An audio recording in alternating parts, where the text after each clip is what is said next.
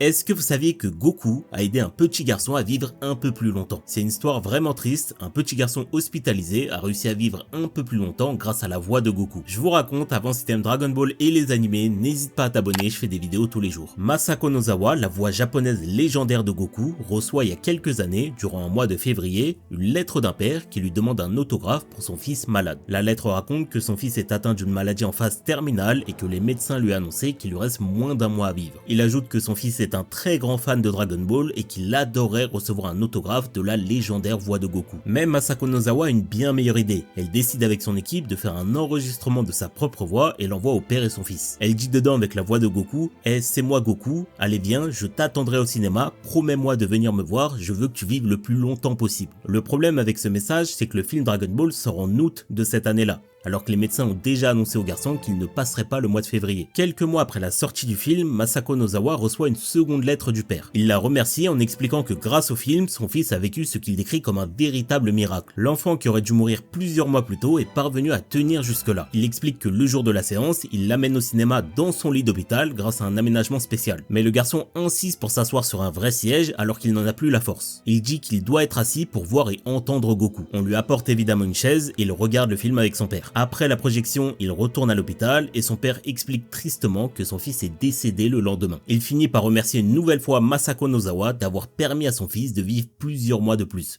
Il est persuadé que c'est grâce à la voix de Goku.